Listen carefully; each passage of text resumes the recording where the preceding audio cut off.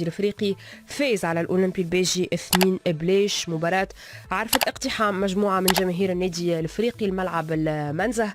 احتجت على رئيس النادي عبد السلام اليونسي وطالبته بمغادرة الفريق. احتجاجات كانت وقفت المباراة في جزء من توقيت وبعد رجع الماتش وكمل، وبعد تواصلت الاحتجاجات من بعد المباراة.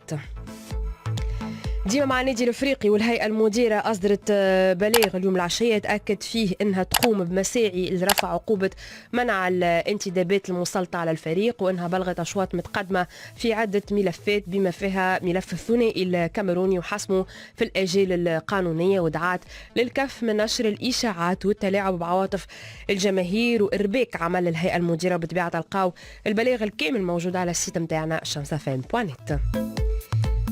ديما مع النادي الافريقي والناطق الرسمي للفريق الاستاذ كمال بن خليل اعلن اليوم على صفحته الرسميه على فيسبوك استقالته من مهامه بعد اللي اعتبره ضبابيه رافقه ملف زوز الملاعبيه الكاميرونيين. يقول كمال بن خليل بعد الاتفاق على حل ودي وابرام كتب امضى عليه رئيس النادي والمحامي البلجيكي نهار الجمعه اللي فاتت، وكان موجود وقتها هوني معنا في سبورت تايم في شمس فام. يقول تسالت اذا كان الاتفاق الغي من المحامي، قال لي كمال بن خليل ومن غدوة جاء إشعار من المحامي في إلغاء العمل بالاتفاق لعدم خلاص الوسيط الأول في الأجل المحدد، وتسائل علاش ما تمش الخلاص. يقول زاد كمال بن خليل أنه رجعوا للكلفة هذه كان التقديم الإيضاحة ومش مستعد القبول أي ثلب وأي سب، واللي قالوا هو اللي يعرفوا. بالطبيعة هذا كان ستاتيو بتاعه يغادر بحسرة كبيرة، يقول أستقيل وأمضيه.